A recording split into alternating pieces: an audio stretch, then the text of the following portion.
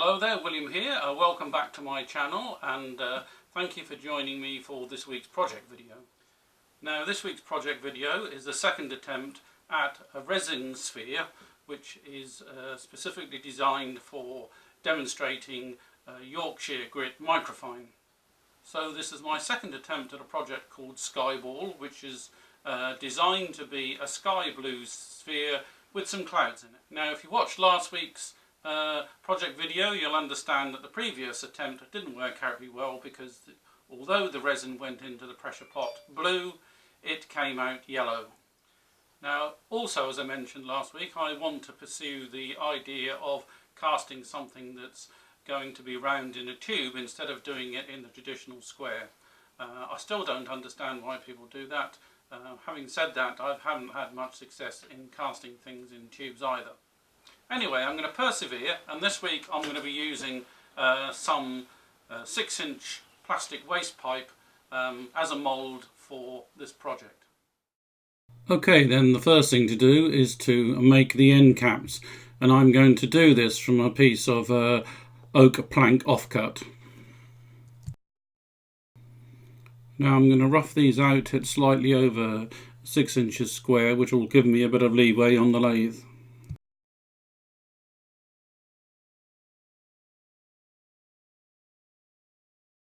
Now, once I've found the centres on both sides of these two end caps, I intend to mount them on the lathe using a hex nut glue block.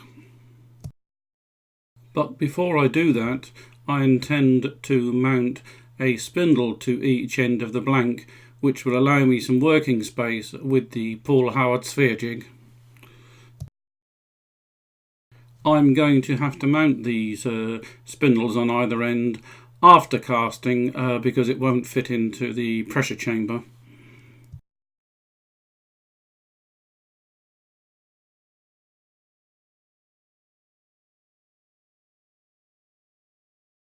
Okay, now I've got the spindle roughed out, I can now mount the end caps onto the hot glue blocks.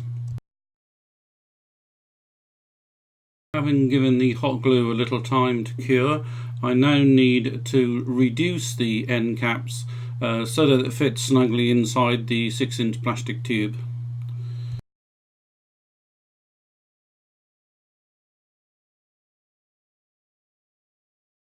I'm going to make a 1/4 inch recess in the outside of each end cap in which to accommodate the spindle.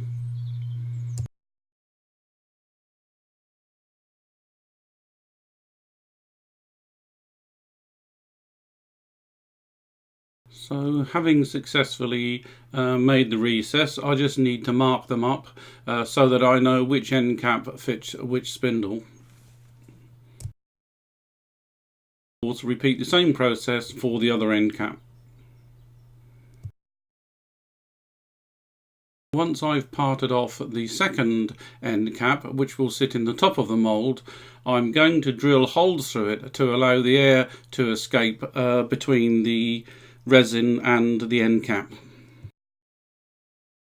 So finally then, before the resin fill, I've hot glued the base end cap into the plastic tube to ensure that the resin doesn't leak through.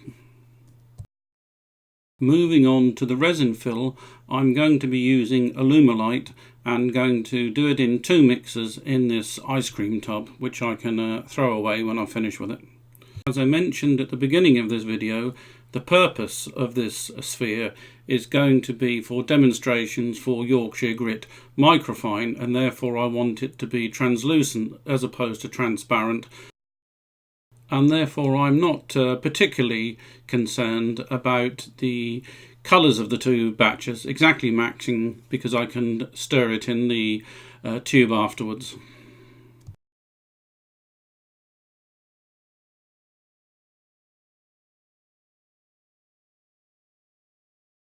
Now I want to try and obtain a blue cloudy sky effect, so I'll be adding in some streaks of pearl mica powder to try and emulate the cloud effect.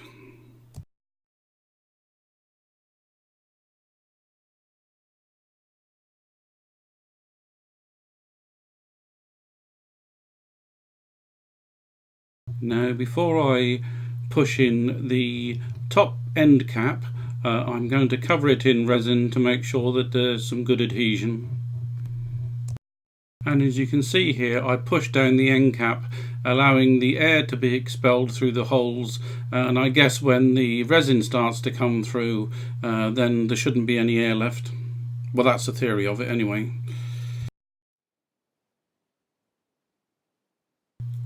Okay, then the final stage in the resin casting is to pop it into the pressure pot, bring it up to pressure, and because it's the Easter weekend, it will end up staying here for 2 or 3 days before I make any further progress.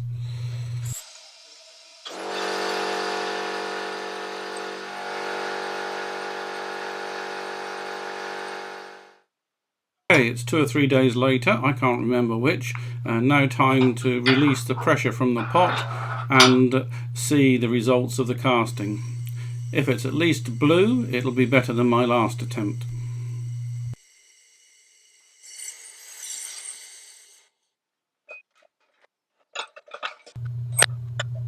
Okay, all seems to be well, no leakage, still looks a little bit blue at least. Anyway, we'll see once we get it on the lathe. Now before I attach the 2 spindles, I'm going to try and remove the outer casing and true up the piece, because previous experience has proven that this type of casing shatters. Okay, you can see that a piece came off there and caught my hand. That's where the blood has come from. So I decide to separate the outer casing into segments using a parting tool and pull it off.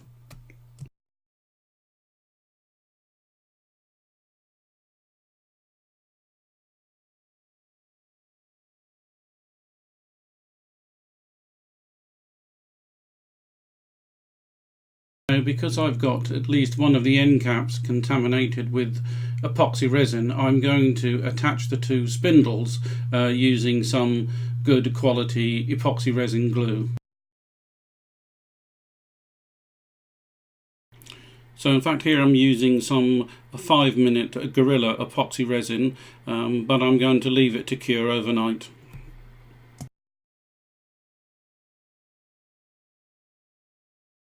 I'm compressing it between centres to ensure I get the best possible adhesion.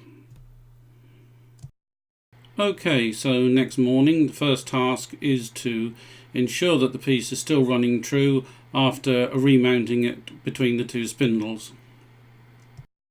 Now before I mount my sphere jig, I'm going to reduce the amount of material on the corners.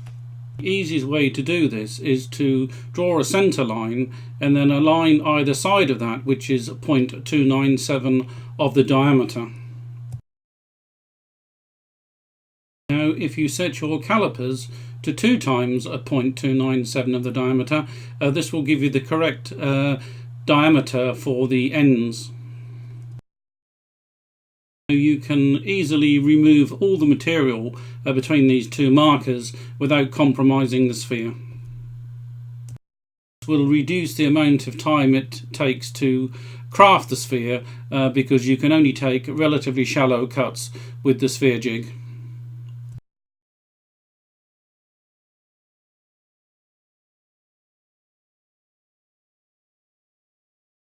So having mounted my Paul Howard sphere jig, it's now just a question of making progressive cuts until I have the basic shape of the sphere. Now I have Paul's standard 6mm cutter fitted at the moment. I do have a design for an alternative cutter for resin, but I haven't made one yet. But I find with this particular 6mm cutter it works best at about 4 to 5mm below the centre line. Now it doesn't matter how good your tools are, if you don't handle them and use them correctly it will end in disaster. Now what happened here was that I pushed the tool too far into the spindle, it caught and caused a failure of the join. Anyway, not to be deterred by such a minor setback, I glued it back together with epoxy resin, left it overnight and carried on the next day. Now as I progressed further into the project, some very strange spalling started to occur, where some scabs of material were in fact coming away. Now I believe this is a poor casting technique that's caused this, and I can only hope that the spalling is eradicated by the sphere turning process. Once I can move the sphere jig through its permissible arc, its job is done, but I'm going to take the opportunity of doing a little sanding before I remove the sphere from the two spindles. Now I'm going to remount the sphere between centres using two cup chucks. Now at the headstock end I've improvised a hex nut cup chuck inspired by Mike Walt's video on hex nut glue blocks. The tailstock I've got a simple cup fitted over a revolving arbor.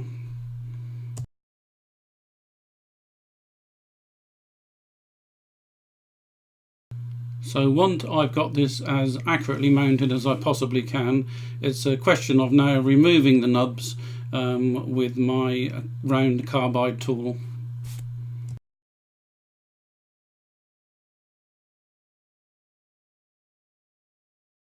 Once I've successfully removed the nubs, it's now a question of going down through the grits 120, 180, 240 to get the sphere as nice and round as possible.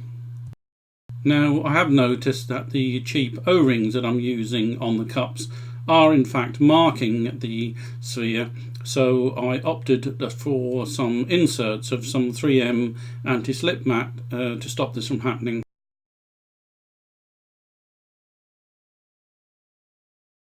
Before moving on, I'm clearing out as much of the dust as possible using an airline and some methylated spirits or denatured alcohol.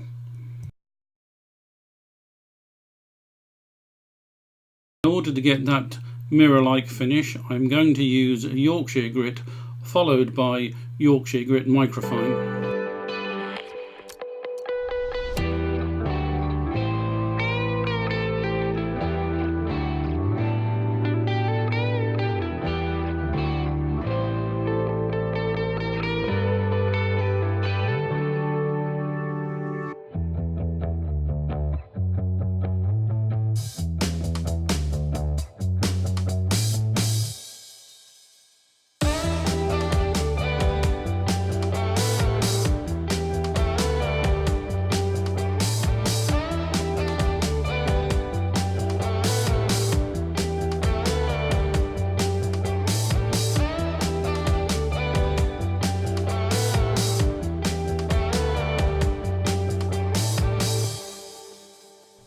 Now for a finish at this stage, just to see what the final product's going to look like, I'm using a few coats of Hampshire Sheen Microcrystalline Wax. Now I'm quite happy with this. That's a pretty good finish and I think will be a very useful tool for future demonstrations. So lastly then, I need to make a little stand to mount the piece on when it's not being used, and I have an idea of illuminating the ball with a small LED light fitted into the base.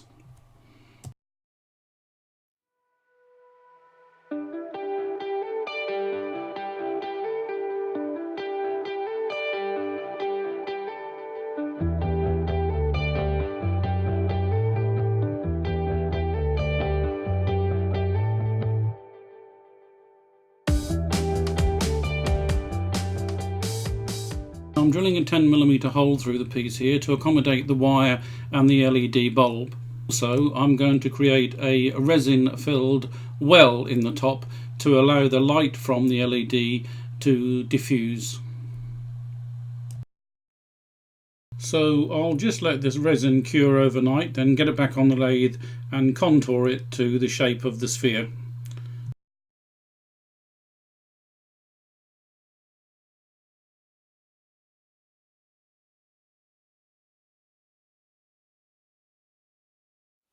Okay, so there we have it then, SkyBall. Quite pleased with the outcome, despite its attempt to try and escape from me a couple of times. Now with hindsight, not sure about this base. It's too small, especially for demos. It'll easily get knocked over, so I need to rethink about that one again.